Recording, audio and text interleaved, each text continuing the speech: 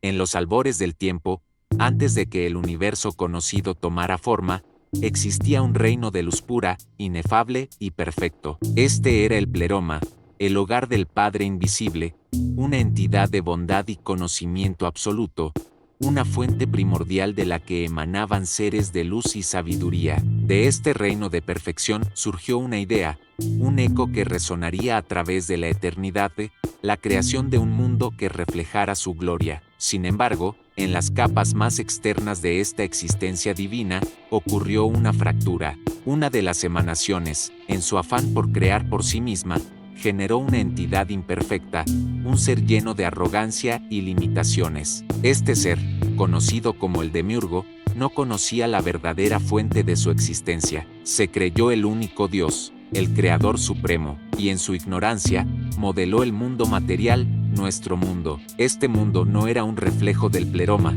sino una copia imperfecta, una jaula dorada, y en el corazón de esta creación, plantó un jardín, el Edén, un paraíso aparente, diseñado no para la libertad, sino para el control.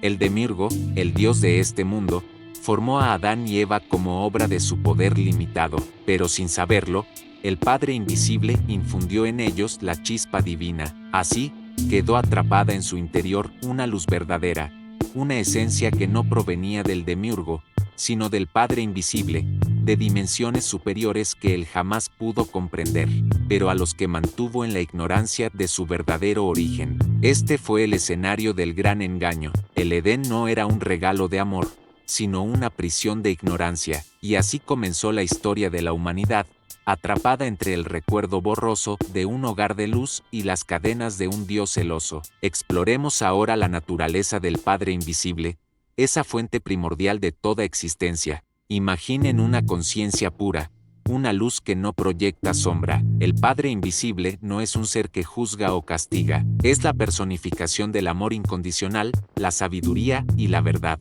En el pleroma, su reino, todo fluye en perfecta armonía, no hay dualidad, ni conflicto, ni carencia. Cada ser, cada emanación divina conocida como eón, es una faceta de su perfección, contribuyendo a una sinfonía cósmica de creación y conocimiento. El Padre Invisible no crea a través del esfuerzo o la imposición, sino a través de la emanación, como el sol emite luz y calor sin disminuirse. Su esencia es la expansión de la bondad y la verdad. En las antiguas escrituras gnósticas, se le describe como el ingenerado, el que existe más allá del tiempo y el espacio, cuya naturaleza es incomprensible para la mente limitada por la materia. Su creación es espiritual, no física. Su deseo no es ser adorado, sino que sus hijos, la humanidad, recuerden su propia chispa divina, su conexión inherente con el reino de la luz. Esta chispa divina es nuestro verdadero yo, el espíritu que anhela regresar a su fuente.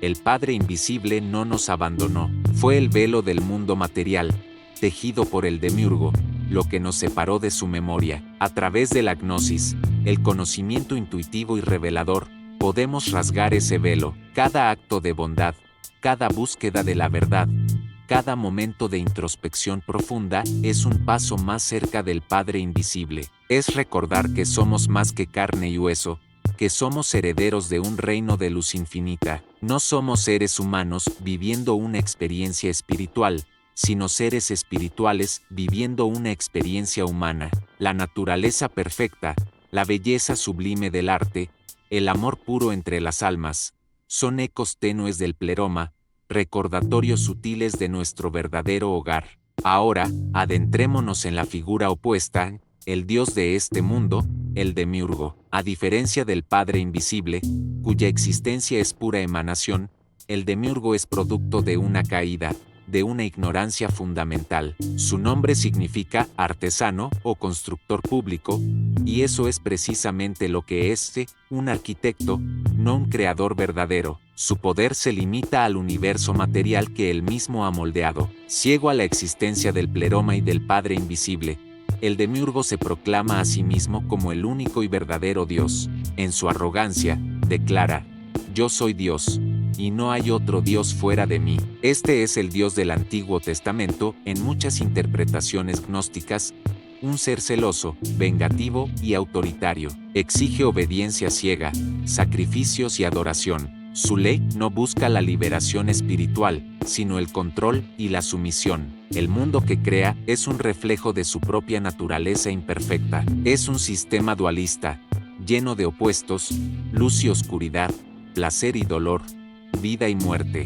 El demiurgo gobierna a través de estas dualidades, manteniendo a la humanidad en un ciclo constante de sufrimiento y deseo, atrapada en la rueda de la reencarnación, olvidando su origen divino vida tras vida. Sus reglas y mandamientos son las barras de nuestra prisión. El miedo, la culpa y la vergüenza son sus herramientas más efectivas para mantenernos encadenados. Crea estructuras de poder, religiones organizadas y sistemas sociales que perpetúan la ignorancia y el control. Fomenta la división, la guerra y el materialismo para distraernos de la búsqueda interior.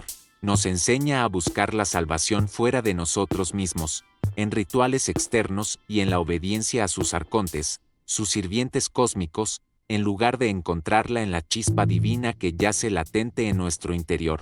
El demiurgo no es intrínsecamente malvado en el sentido tradicional, es ignorante. Su tiranía no nace de la malicia, sino de una profunda inseguridad cósmica y un miedo a perder el control sobre su creación. Reconocer su naturaleza es el primer paso para trascender su dominio y comenzar el viaje de regreso a casa. Llegamos así al corazón del engaño, el Edén. El demiurgo, en su intento de imitar la perfección del pleroma, construye un paraíso, pero su paraíso es una ilusión, una jaula bellamente decorada. Coloca a Adán y Eva en este jardín, dos seres que portan sin saberlo la chispa divina, el aliento espiritual del Padre invisible. El plan del demiurgo es simple: mantenerlos en un estado de inocencia ignorante, como mascotas en un zoológico cósmico, sirviéndole y adorándole sin cuestionar.